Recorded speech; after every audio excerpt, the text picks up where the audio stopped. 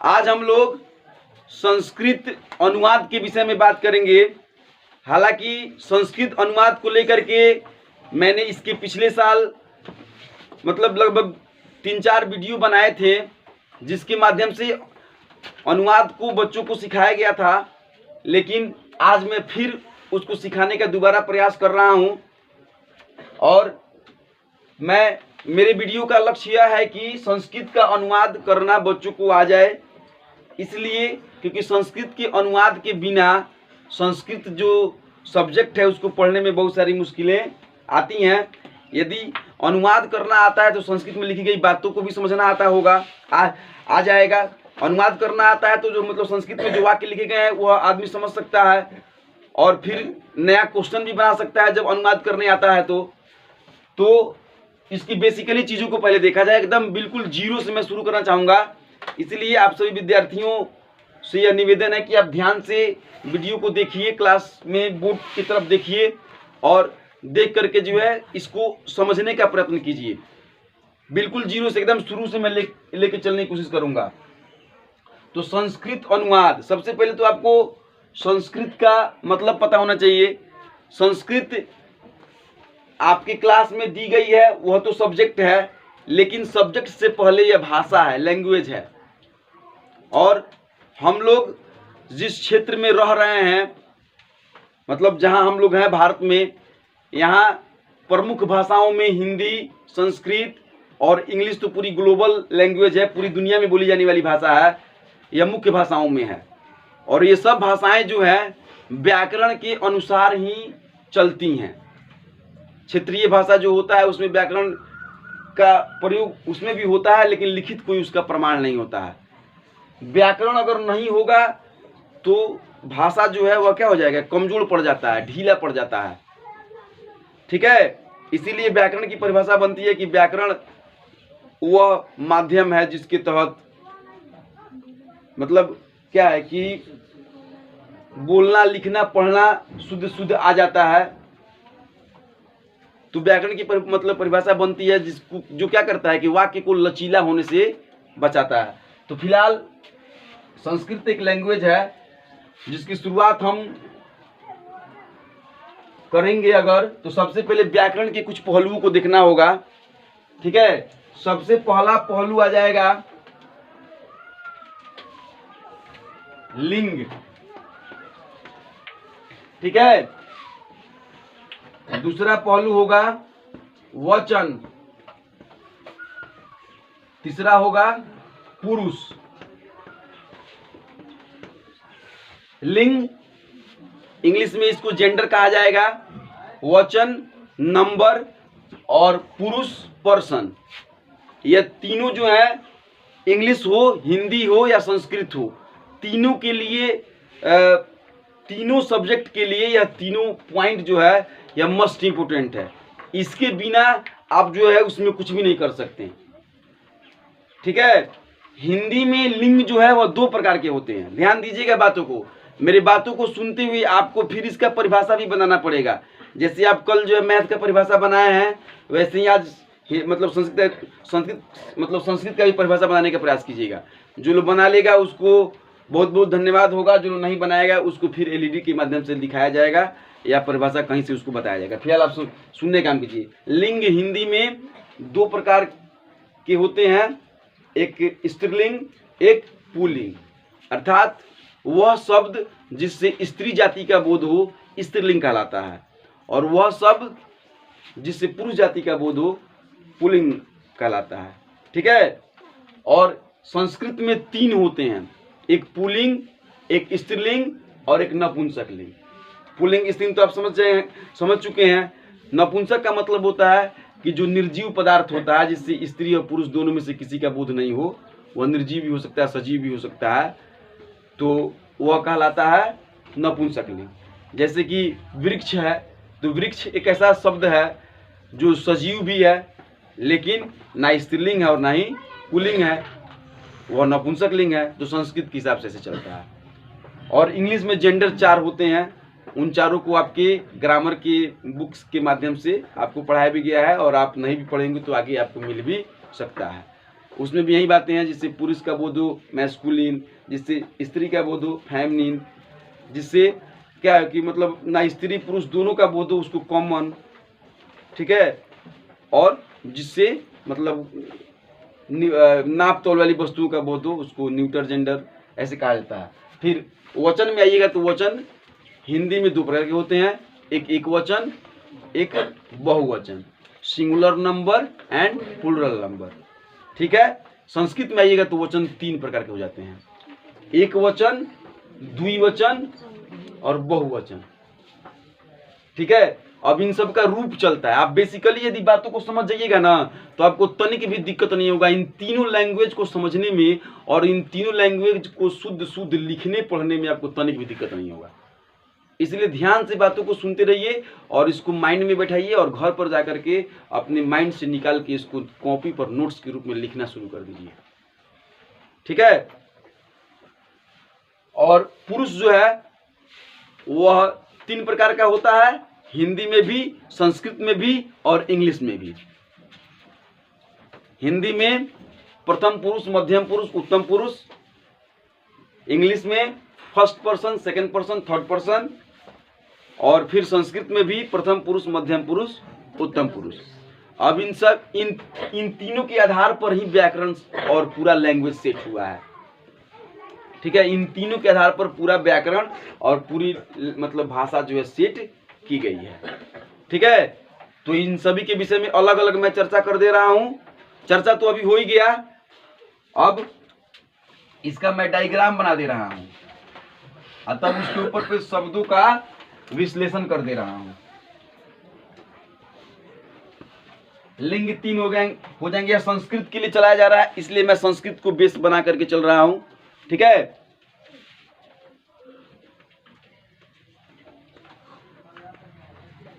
Pulling, स्त्रीलिंग, नपुंसक, ठीक है। पुल्लिंग में आप देख सकते हैं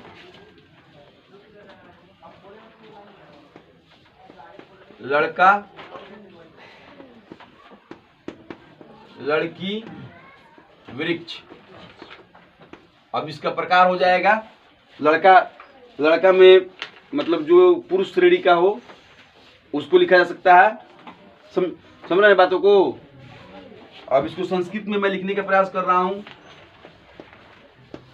बालकः, बालिका, वृक्ष, ठीक है। अब वचन में आ जाएगा आपका, हालांकि सब वीडियो पहले भी बना हुआ है लेकिन मैं फिर से आज बनाने का प्रयास कर रहा हूं। वचन में आ जाएगा एक वचन, द्विवचन और बहुवचन। इसके पहले जो वीडियो बना है उसमें और इसमें थोड़ा सा अंतर होगा, समझाने के तरीके में थोड़ा सा अंतर आएगा। एक वचन में एक हो गया, अर्थात सिर्फ मैंने लड़का कहा तो एक लड़का अर्थात वो एक वचन की श्रेणी में होगा। जिसे बोर्ड नहीं दिख रहा है वो लोग खड़ा होकर के भी देख सकता है, पीछे जो लोग है। हाँ, लड़का अर्थात एक लड़का एक वचन की श्रेणी में है, लड़की एक वचन की श्रेणी में, वृक्ष एक वचन की श्रेणी में। अब इसका वचन के हिसाब से क्या है कि इसका रूप बदलता रहेगा। एक लड़का, दो लड़के द्विवचन में आ गया, दो लड़कियां द्विवचन में आ गई, दो वृक्ष द्विवचन में आ गए। समझिए बातों को पहले, ठीक है। फिर बहुत सारे लड़के, बहुत सारी लड़कियां, बहुत सारे वृक्ष, वे बहुवचन में आ जाएंगे। मतलब दो से ज्यादा होंगे तो किस में आ जाएंगे? बहुवचन में, ठीक है। ऐसे में जब हम लोग समझते हैं तो सब बिल्कुल आसान लगता है। जैसे कि कल ही हम लोग बीजी व्यंजक समझ रहे थे तो एक पदी मतलब द्विपदी का गुना होना बड़ी आसान लग रहा था। और जब मिला के जब दिया जाता है मतलब एक उदाहरण के तौर पर तो समस्या आने लगती है। तो ऐसे में तो आपको बड़ी आसान लग रहा है ना। अभी देखिए, और यह आसान तभी होगा जब आप आज समझिएगा। फिर यह तो हो गया संज्ञा, लड़का लड़की वृक्ष, तो संज्ञा हो गया। अब इसमें सर्वनाम भी आता है, सर्वनाम के भी वचन होते हैं। सुन रहे बातों को? अगर आप ध्यान से देखिए तो यहाँ पे सभी बातें क्लियर हो जाएगी। ये तो संज्ञा हो गया ना भाई, एक लड़का अर्थात एक वचन, दो लड़का अर्थात द्विवचन, की तो संज्ञा का वचन हो गया। अब लड़का के जगह पर सर्वनाम का बात जब किया जाएगा तो क्या होगा? सर्वनाम की परिभाषा क्या होती है कि वह पद जो संज्ञा के बदले प्रयुक्त किया जाए क्या कहलाता है? सर्वनाम। ठीक है, आप लोग भी देखिए, आप भी देखिए, वह शब्द जो संज्ञा के बदले प्रयुक्त किया जाए वह क्या होता है? सर्वनाम। अर्थात लड़का की जगह पर लिखा जाता है कि लड़का सुंदर है, लड़का घर जाता है। एक लड़की के विषय में बात हो रही है कि एक लड़का है, मतलब लड़का की जगह पे हम लगाते हैं कि वह घर जाता है। तो यहाँ वाक्य में लड़का के जगह पे वह का प्रयोग हुआ। तो सर्वनाम के भी रूप होते हैं, एक वचन के, द्विवचन के। अब वह का मतलब एक वचन, तो आपने देखा वह का एक वचन वह ही होगा, फिर द्विवचन वे दोनों, अब बहुवचन वे सब। पहले इसको हिंदी में समझा जाए तब फिर इसको संस्कृत में समझने का प्रयास किया जाएगा। अगर कोई आपसे पूछे कि वह का द्विवचन रूप क्या है तो क्या कहिएगा? वे दोनों। वह का बहुवचन रूप क्या है? गुड। तो यह वह हो गया। अब यह का क्या होगा? इसी तरह से यह का द्विवचन, तो यह का भी रूप आपने देखा, एक वचन में यह, द्विवचन में ये दोनों, अब बहुवचन में ये सब। ठीक है, अब यह वह का एक वचन द्विवचन आपने देख लिया। अब जो है यह और वह जो है, अब पुरुष पहले देखिए तब जाके तीनों समझ में आएगा आपको। पुरुष में आ जाएगा प्रथम पुरुष, प्रथम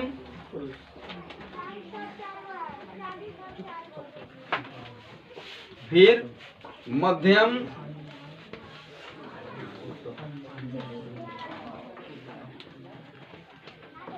फिर उत्तम।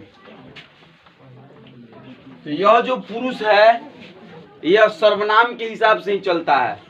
इसीलिए आप लोग हिंदी व्याकरण का किताब पढ़िएगा या संस्कृत का भी, तो उसमें सर्वनाम के भेद में पहला भेद आता है पुरुषवाचक सर्वनाम। पढ़े हैं? उसमें आता है पुरुषवाचक सर्वनाम, अर्थात सर्वनाम का रूप है पुरुष, सर्वनाम का भेद है पुरुष। ठीक है, प्रोनाउन का रूप है पर्सन। अब देखिए प्रथम पुरुष में पहले कौन कौन से प्रोनाउन आते हैं, कौन कौन से मतलब सर्वनाम आते हैं, उसको देख लीजिए। प्रथम पुरुष में आपका आ जाएगा यह, ठीक है, फिर वह, यह आ जाएगा, वह आ जाएगा, और कोई सिंगुलर नाम मतलब एक वचन नाम जो होगा वह प्रथम पुरुष में आता है। लेकिन यह वह जो एकदम बेसिकली मतलब मुख्य रूप से यह वह ही होता है। और मध्यम में आता है आपका तुम और तुम लोग, या आप लोग। ठीक है, तो तुम, फिर तुम लोग, आप या आप लोग, आप हम बोल दिए हैं। अब यहाँ पे जगह नहीं है इसलिए मैं नहीं लिख रहा हूँ, आप लोग अपनी कॉपी में लिख लीजिएगा जरूर। और उत्तम पुरुष में आता है मैं। सिर्फ तुम भी हो सकता है यहाँ पे, तुम या आप। अब इसका रूप होगा, देखिए कैसे, आई मैं ही होगा, सिर्फ मैं उत्तम पुरुष हो गया, तुम या आप मध्यम पुरुष हो गया, और यह वह जो है प्रथम पुरुष हो गया। एक मिनट रुको, यह और वह प्रथम पुरुष हुआ, मध्यम तुम और आप, और उत्तम मैं। अर्थात जिसके बारे में कुछ कहा जाए वह प्रथम पुरुष होता है। क्या होता है? जैसे कि यह लड़की है, इसके विषय में कहा जा रहा है कि यह लड़की है, समझ रहे बात। यह बोर्ड है, इसके विषय में बात हो रहा है कि यह बोर्ड है, अर्थात यह जो है यह कौन सा पुरुष हुआ, प्रथम पुरुष।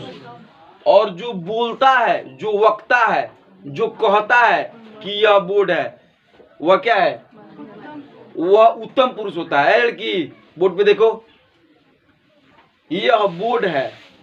जो कहता है, जो वक्ता है, वह कौन पुरुष हो गया, उत्तम पुरुष। अर्थात मैं बोल रहा हूं कि यह बोर्ड है, तो मैं क्या होऊंगा, उत्तम पुरुष। और इसे सुन कौन रहा है, आप। अर्थात जो सुनता है वह मध्यम पुरुष हो गया, ठीक है। प्रथम पुरुष यह, वह, मध्यम पुरुष तुम, आप, और उत्तम पुरुष मैं। समझ गए बात इतना। तो अब यह तो एक वचन हो गया।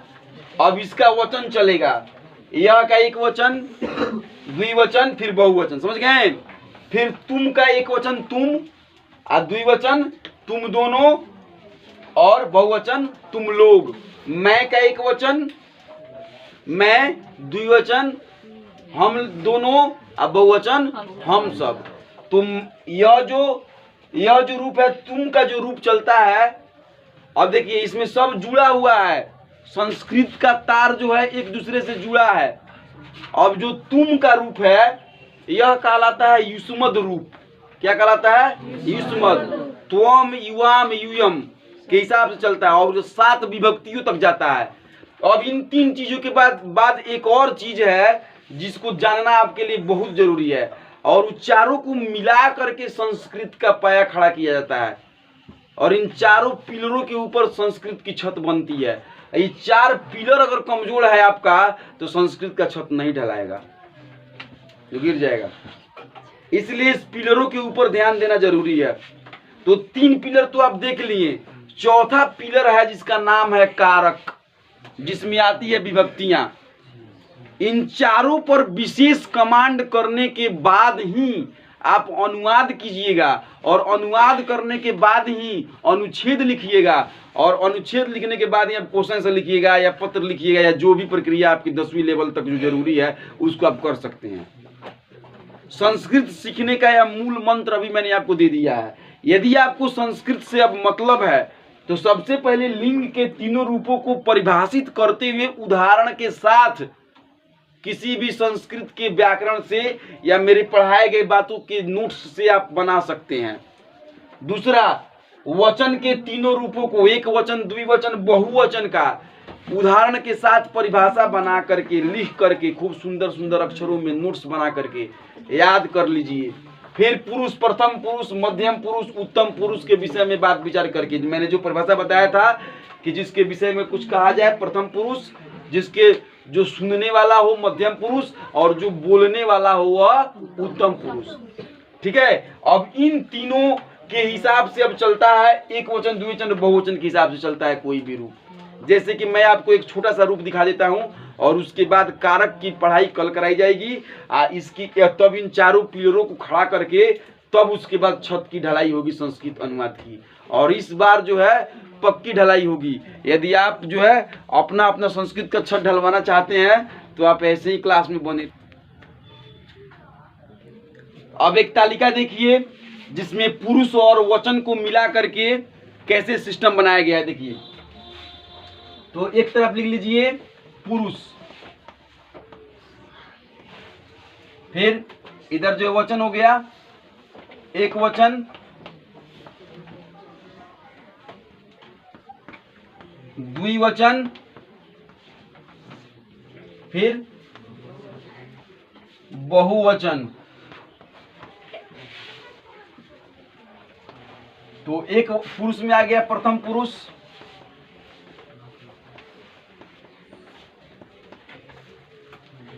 जिसमें आ जाएगा एक वचन में स, सा, अर्थात वह लड़का के लिए, लड़की के लिए। एगो आ गया तत्, किसके लिए, नपुंसक के लिए। स, सा, तत् का मतलब हुआ वह, पुल्लिंग, स्त्रीलिंग, नपुंसक लिंग। फिर इसी का रूप चलेगा द्विवचन, तो सह का रूप चलेगा सह तऊ ते, तत ते तानी। अभी सब विस्तारित रूप से आपको बताया जाएगा। फिलहाल मैं आपको बताना चाहता हूं कि किस तरीके से इसकी शाखाएं बढ़ती हैं। ठीक है, फिर ये तो वह का रूप हो गया। फिर मध्यम पुरुष में आप आइएगा तो तुम, त्वम, युवाम, यूयम। ठीक है, फिर उत्तम पुरुष अर्थात अहम, अवाम, वयम। ठीक है, तो ये तो सिर्फ वचन और पुरुष का मिश्रण है। अब जिस तालिका में वचन, पुरुष और लिंग तीनों होगा तो यह बदलेगा। अब यह तो सिर्फ वह का है। ठीक है, फिर अब वह का अलग चलेगा। ठीक है, फिर त्वम का अलग चलता है 7 गो रूप में, फिर अहम का अलग चलेगा 7 गो रूप में। अर्थात फिलहाल अब आज का वर्क आप लोग का है कि आप लोग लिंग लिखिए, लिंग, वचन और पुरुष, इन तीनों की परिभाषा उदाहरण के साथ लिख करके लाइए। तब कल मैं कारक के ऊपर इसको बैठा करके बनाने का प्रयत्न करूंगा। और इससे पहले मैं कुछ मीनिंग लिखवाऊंगा आपको, स का मीनिंग, उसके बाद उसके हिसाब से आप याद कीजिएगा और तब आपका काम समाप्त होगा।